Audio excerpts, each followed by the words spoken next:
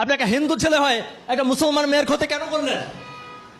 আরে বাবা, কেন করেছেন বলেন? প্রতারণা কেন করেছেন? উনি কি আমার ওয়াইফ? হ্যাঁ? উনি কি আমার ওয়াইফ? আপনি তাকে ভোগ করছেন কেন? এই বুঝান আপনি কিছু। আস্তে আস্তে। আপনি অবৈধভাবে একটা মেয়ের সাথে থাকছেন, তাকে হ্যারাসমেন্ট করছেন, 2 বছর প্রেমের প্রলোভন দেখিয়েছেন, তাকে ধর্ষণ করেছেন। আপনি তাকে বিয়ে করবেন না কেন? আমি কিছুই করি নাই। আমি কিছুই করি নাই। আপনার 2 বছর তার সাথে প্রেমের সম্পর্ক ছিল কিনা? আমার রিলেশন ছিল, ঠিক আছে। আপনি তাকে ভোগ করছেন না? না, করি নাই। তার 2 বছর রিলেশন এক বাসার মধ্যে কি করছেন? ওই এক বাসার মধ্যে আপনারা একই বাসায় ছিলেন? আমি আমি আমি 1 বছর ওনার বাসায়, 2 বছর রিলেশন ছিল না। ওনার সাথে 1.5 বছরের রিলেশন ছিল। ওনার সাথে 1.5 বছরের ছিল ওনার আমার ওনাদের বাসায় আমি সাবলেট হিসেবে ছিলাম। সাবলেট থাকার 6 মাস পরে ওনার সাথে রিলেশন হয়েছে। তার মানে এই না যে তার সাথে তারপর রিলেশন ব্রেকআপ। বুঝেন না কথা? শেষ। এখানে শেষ। আপনি যে একটা মেয়েকে ভোগ করলেন বুঝেন না কথা। আমার কাছে গত কয়েকদিন যাবৎ প্রচুর পরিমাণে মেসেজ আসছিল যে ইন্ডিয়ান ভাগোয়া গ্রুপ তারা পরিকল্পিতভাবে মুসলিম নারীদেরকে নিয়ে এইভাবে ধর্ষণ করছে এবং ধর্ষণ করার ক্ষেত্রে যে কোডগুলো ব্যবহার করছে ভাগোয়া গ্রুপ, তার মধ্যে রয়েছে যে আমি ধর্মান্তরিত হব, আমি তোমাকে বিয়ে করব।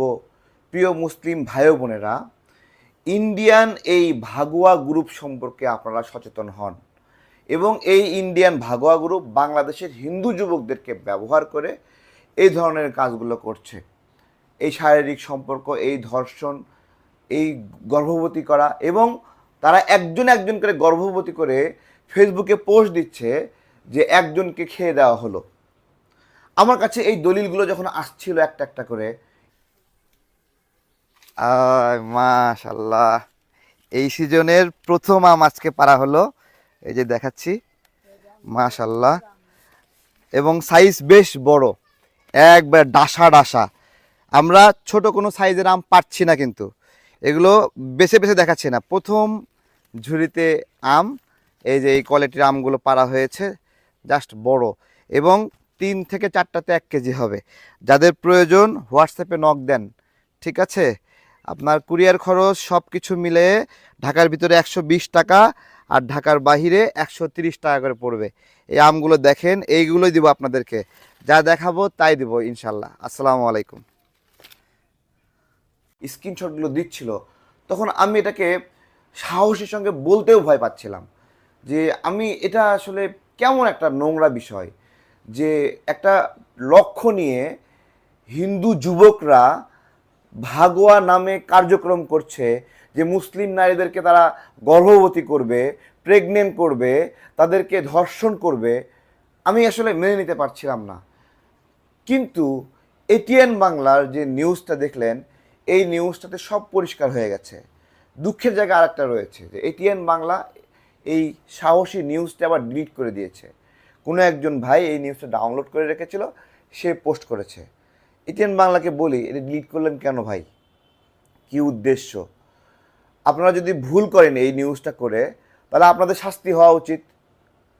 আর যদি সঠিক কাজ করেন, তাহলে কেন এটা ডিলিট করলেন জিজ্ঞাসা করছি। আমার কাছে এত ভিডিও আসছিল, এত ছবি আসছিল, এবং এরা খুব লক্ষ্য করেন যে ছবিগুলো আসছে যে এদের টার্গেট হলো হিজাবি মেয়েগুলো। বিষয়টা এরকম যে হিজাবি মেয়েকে খেয়ে দিলাম, এটা কেমন আচরণ? এই কেমন অদ্ভুত, মানে হলো জানোয়ারের মতো আচরণ করছে আমাদের এই হিন্দু যুবকরা। আমি হিন্দু ভাইদেরকে বলতেছি, এটি কি কোনো মানুষের লক্ষ্য হতে পারে যে একজন যুবক একজন মুসলিম মেয়েকে গর্ভবতী করার উদ্দেশ্যে তারা এজেন্ডা নিয়ে ভাগোয়া নামে কাজ করবে? এই ভাগোয়া গ্রুপের কার্যক্রম এখনই তদন্ত করার সময় এসেছে কিনা আপনাদের কাছে আমি জিজ্ঞাসা করছি। আমাদের ভারতীয় পণ্য বয়কট কার্যক্রম চলছে বিভিন্ন ধরনের আগ্রাসনের বিরুদ্ধে। আমাদের সীমান্তে নাগরিক হত্যা হচ্ছে, আমাদের নদীর উপরে আগ্রাসন, আমাদের রাজনীতিতে হস্তক্ষেপ, আমাদের এখানে চোরাচালানের মাধ্যমে মালামাল বিক্রি করে আমাদের অর্থনীতির ক্ষতি সাধন করা, এরকম অনেকগুলো কারণ। তার মধ্যে আরেকটা গুরুত্বপূর্ণ কারণ যুক্ত হয়েছে এই ভাগোয়া। এবং এরা এই উগ্র হিন্দুত্ববাদী কমিউনিটি, তারা এইরকম একটা এজেন্ডা নিয়ে কাজ করতেছে। আসলে এটা এত ভয়ঙ্কর এজেন্ডা যে কথা বলতেই ভয় হয়, কথা বলতে ভয় হয় যে আমি একটা ধর্মের মানুষের বিরুদ্ধে কথা বলতেছি। কিন্তু আজকে যে প্রমাণটা আসছে এটা কিন্তু মিলে গেছে। এই ছেলের ক্ষেত্রেও একই ঘটনা ঘটলো। ভাগুয়া গ্রুপের নামে যেই স্ক্রিনশটগুলো আসছে, ওরা যে কথাগুলো বলছে যে তারা মুসলিম কনভার্ট হবে, এই কথা বলে মুসলিম নারীদেরকে আকর্ষণ করবে এবং তাদেরকে বিছানায় নিয়ে শোয়াবে। এইটা মানে কত বড় পশু, চিন্তা করতে পারেন? এটা কি এদের মধ্যে কোনো হিউম্যানিটি আছে? ভাবা যায় এইভাবে ধর্মীয় আক্রমণ, হ্যাঁ, অন্য ধর্মের মানুষকে ধর্ষণ করা, অন্য ধর্মের মানুষকে গর্ভবতী করার এজেন্ডা, ভাবা যায় এগুলো? এগুলো এগুলো কেমন মানে শিক্ষা? আমি হিন্দু ভাইদেরকে বলবো যে আপনাদের ধর্মের একটা অংশ যারা উগ্র হিন্দুত্ববাদিত্ব মনোভাব পোষণ করে অন্য ধর্মের নারীকে ধর্ষণ করার মনোভাব রাখে, তাদের বিষয়ে আপনাদের মতামত কি? আপনাদের আপনাদের তাদের বিরুদ্ধে প্রতিবাদ করা উচিত কিনা আজকে আমি জিজ্ঞাসা করছি। এবং সরকার কি করে, রাষ্ট্র কি করে?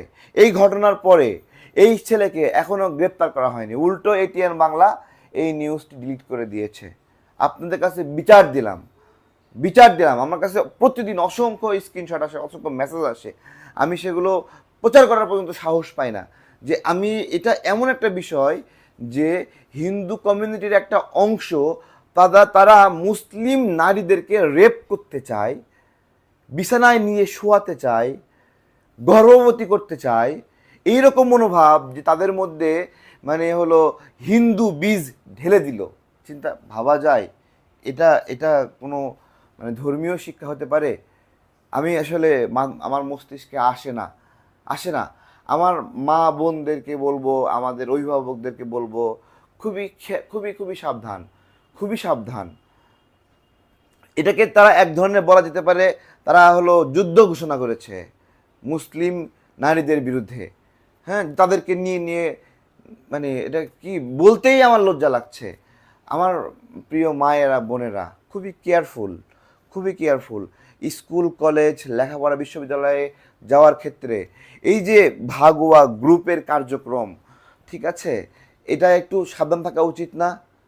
উচিত না তাদের সঙ্গে মেলামেশা করা, তাদের সাথে ওঠা বসা করা, খাওয়া, যাদের এজেন্ডা কিনা কোনো একজন অন্য ধর্মের মানুষকে, অন্য ধর্মের নারীকে বিছানায় নিয়ে যাওয়া, গর্ভবতী করা, ধর্ষণ করা, তাদের সাথে মিনিমাম ন্যূনতম সামাজিক সম্পর্ক, বন্ধুত্বের সম্পর্ক রাখা কতটা ভয়ঙ্কর হয়েছে এই ভাগুয়া গ্রুপের এই ধরনের নোংরা কার্যক্রমের জন্য। যদি সচেতন না হন তাহলে ওই তো বেইজ্জতি হওয়া লাগবে, ইমান হারা হইতে হবে, ধর্ষিত হতে হবে, গর্ভবতী হতে হবে। এদের তো এজেন্ডা, এদের আপনারা দেখেন না, স্ক্রিনশটগুলো ছড়িয়ে পড়ছে, দেখেন তাদের এজেন্ডা যে তারা মুসলিম হওয়ার কথা বলবে, তাদের এজেন্ডা তারা কনভার্ট হওয়ার কথা বলবে, তারা বিবাহের কথা বলবে, বলে কিন্তু তাদের এজেন্ডা তারা গর্ভবতী করতে চায়। এটা কেমন এজেন্ডা যে অন্য ধর্মের নারীদেরকে গর্ভবতী করতে হবে? আপনাদের এই বিষয়ে মতামত কি? আমি জানি না আদালত কোথায়, আইন কোথায়, পুলিশ কোথায়, মানে কোথায় কি? এই নিউজের পরে নিউজটা ডিলিট হয়ে গেল এবং এখনও ওই ছেলেকে গ্রেপ্তার করা হয়নি। জানি না এর বিচার হবে কি না।